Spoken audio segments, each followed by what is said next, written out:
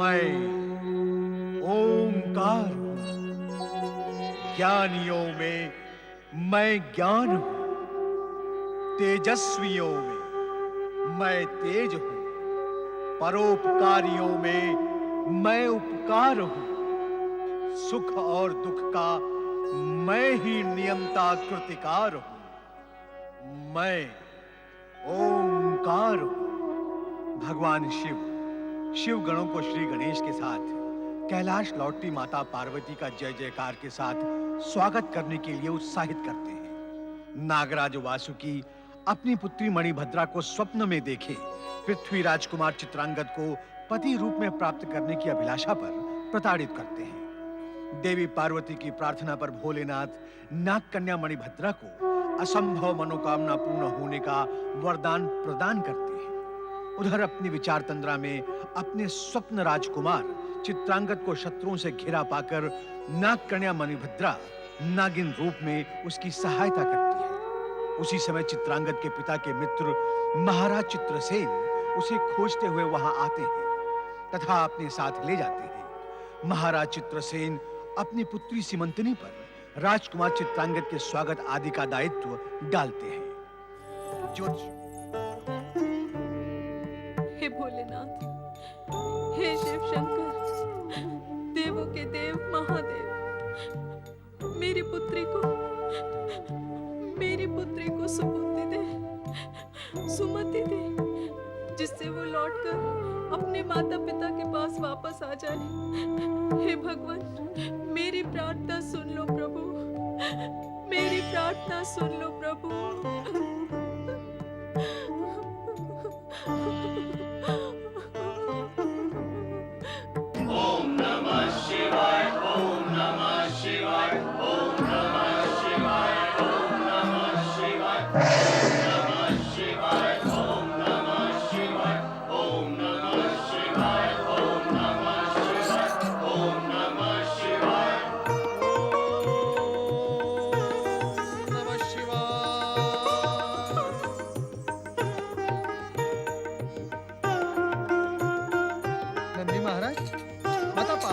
नहीं दे रही। पार्वती कहाँ जाएगी कैलाश छोड़कर? हर समय कैलाश पर ही दिखाई देगी।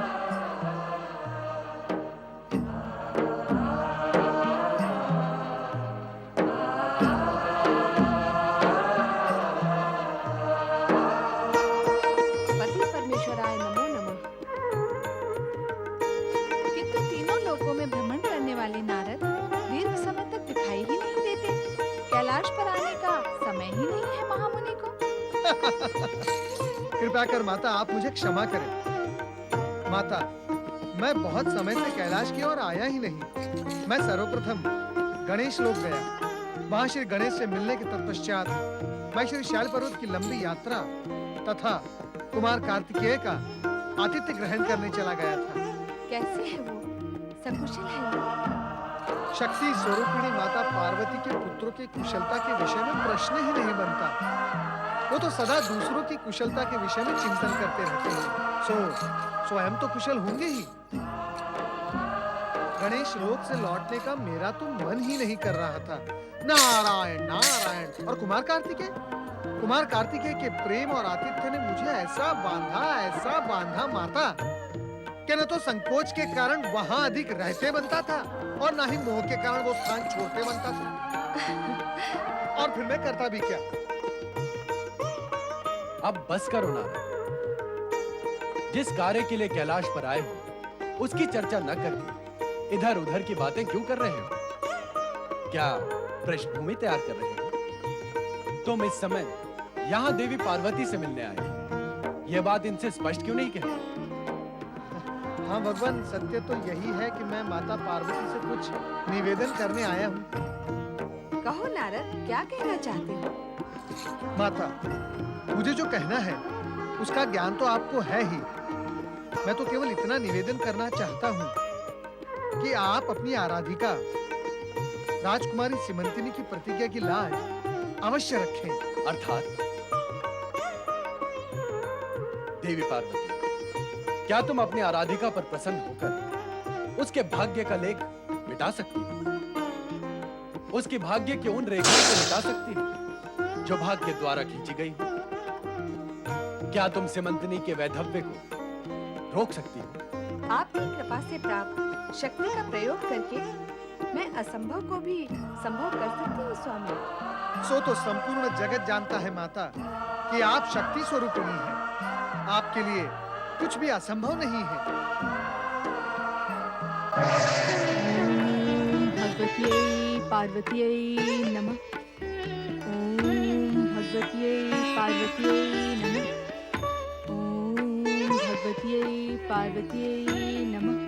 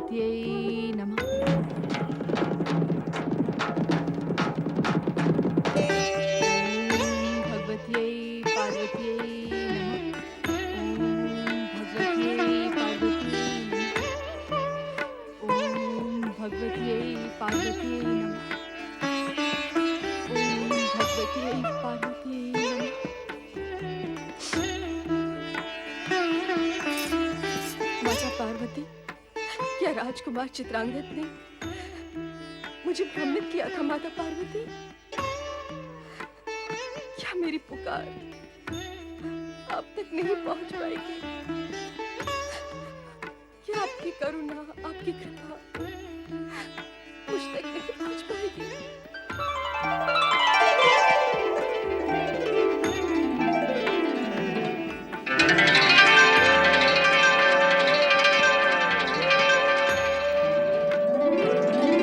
राजकुमारी सीमंतनी,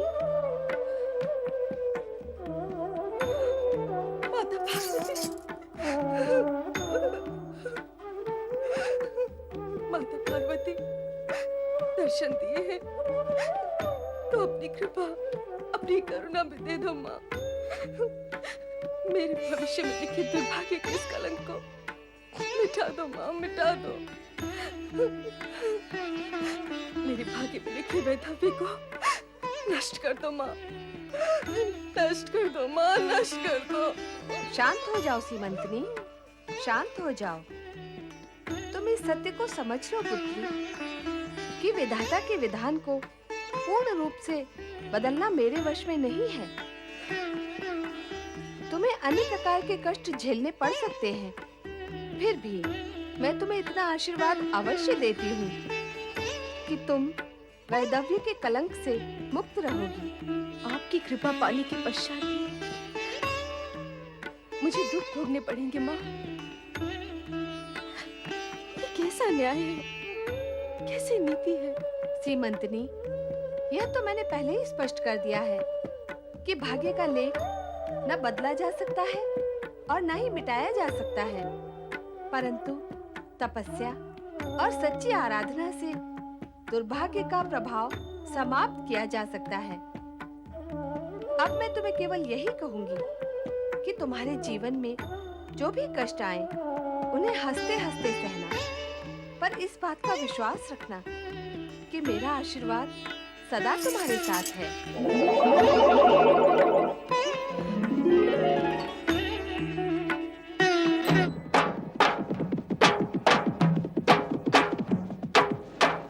सैनिकों, तुम उधर देखो, मैं इस दिशा में देखता हूँ।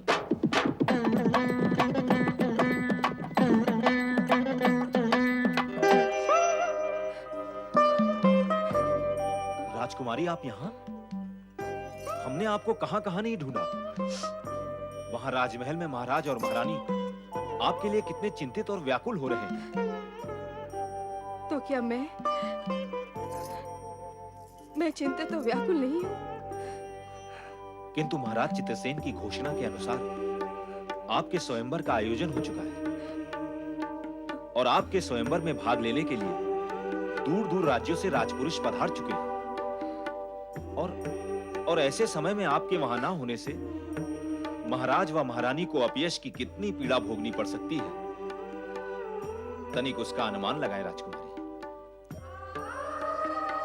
क्योंकि संतान के सुख के लिए माता पिता कष्ट उठाए और संतान स्वयं के सुख के लिए माता पिता को कष्ट दे, इसमें अंतर होता है राजकुमारी। क्योंकि संतान के सुख के लिए माता पिता जो कष्ट उठाते हैं वो कष्ट आनंद देता है, किंतु संतान जो कष्ट देती है वो पीड़ा माता पिता के लिए असहनीय होती है। यदि इस सेवक की बात आपकी समझ में आ गई हो तो शीघ्र ही राजमहल चलें और आपकी चिंता में व्यक्त महाराज व महारानी के चित्त को शांत करें।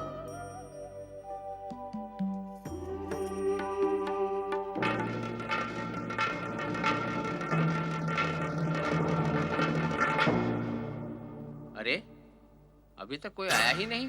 ये कैसा स्वयंवर है जहाँ न स्वयंवरा का पता है न उसके पिता का पता है। महाराज चित्रसेन ने हमें स्वयंवर में बुलाया और स्वयं अनुपस्थित हैं। क्या हमारा अपमान करने के लिए हमें यहाँ बुलाया है? कब से बैठे बैठे हम थक गए हैं। प्रतीक्षा करते करते हमारी प्रसन्नता भी समाप्त हो गई है। हमें तो शंका है कि ये स्वयंवर होगा भी अथवा नहीं। स्वयंवर तो तभी होगा जब हमें वरण करने वाली राजकुमारी यहाँ होगी। क्या? क्या राजकुमारी यहाँ नहीं है? नहीं है तो फिर हमें क्यों आमंत्रित किया गया है? उत्तेजित होकर आप क्या कर लेंगे पूर्ण नरेश? हाँ, संभव है राजकुमारी का किसी से नेत्र मिलन, प्रणय प्रसंग हो तथा वरण का आयोजन भी अन्यत्र कहीं हो। न राजा चित्रसेन उपस्थित हैं, न राजकुमारी सीमंतनी। इसलिए स्थिति और आसार कुछ कुछ ऐसा ही संकेत दे रहे हैं। स्वयंवर में उपस्थित सभी राजपुरुषों का हम महाराज चित्रसेन और महारानी चंद्रिका की ओर से हार्दिक स्वागत करते हैं। आप सभी ने इस शुभ घड़ी की धैर्य पूर्वक प्रतीक्षा की, इसके लिए आप सभी आदरणीय राजपुरुषों को अनेकानेक धन्यवाद। अभी कुछ ही क्षणों में राजकुमारी सीमंतनी यहां उपस्थित होंगी और इस स्वयंवर का कार्यक्रम गतिमान होगा।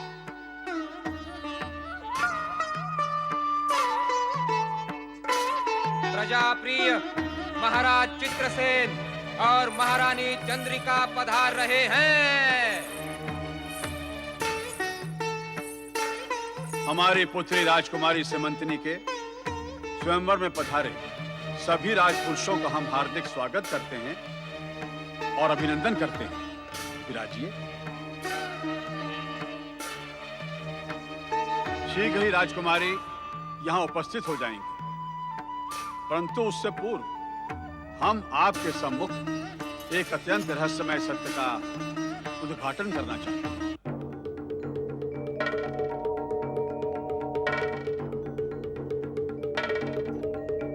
क्योंकि उस रहस्यमय सत्य का संबंध हमारी पुत्री सीमंतनी से है, जिसके स्वयंवर में आप लोग पधारे हैं।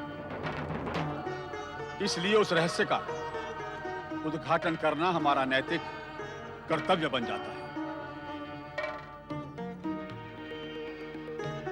कुछ जोशियों ने उसके बारे में ये भविष्यवाणी की है कि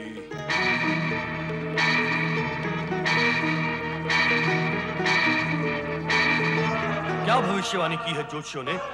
शीघ्र कहें कि क्या है वो भविष्यवाणी? कि जब हमारी पुत्री 20 वर्ष की अवस्था में होगी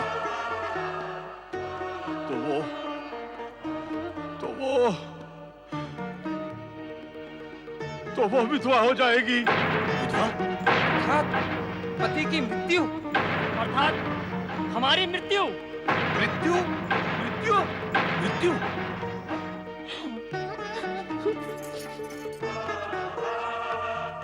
आप में से कुछ ऐसे हो सकते हैं जिनको इस प्रकार की भविष्यवाणियों पर विश्वास ही नहीं। और कुछ शूरवीर ऐसे हो सकते हैं जो इस भविष्यवाणी को सत्य मानकर भाग्य की ना मिटने वाली रेखाओं को मिटाने के लिए अपने आप को प्रस्तुत करते हैं। आप यहां पधारे, हम आपको बहुत बहुत धन्यवाद देते हैं। हमें ना तो तुम्हारा धन्यवाद चाहिए और ना ही तुम्हारी राजकुमारी। हाँ, हमें अपने प्राण प्रिय हैं। हमें स्वयंवर में बुलाया है अथवा हमारी मृत्यु को बुलाया है? जब पता था कि राजकुमारी 20 वर्ष की आयु में विधवा हो जाएगी, तो स्वयंवर रचाने की आवश्यकता ही क्या थी? अरे स्वयंवर रचाया तो रचाया, यह बताने की यहाँ आवश्यकता ही क्या थी कि राजकुमारी 20 वर्ष में विधवा हो जाएगी? भला ऐसी मूर्खता भी कोई करता है? हाँ, ऐसी मूर्खता महाराज चंद्रसेन के सिवा और कोई नहीं कर सकता। राजा चंद्रसेन ने विधवा होने का रहस्य ना खोला होता तो हम में से ही किसी की बलि चढ़ जाती ना। स्पष्ट सत्य भी समझ में नहीं आता है।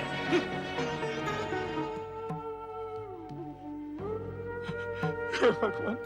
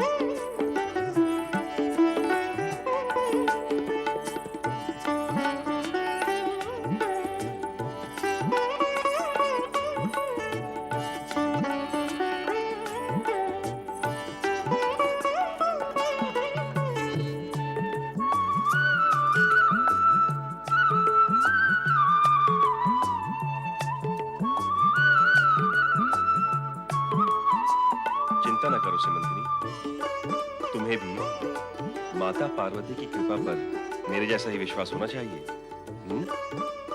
राजकुमार चित्रांगद और राजकुमारी सीमंतनी की जय।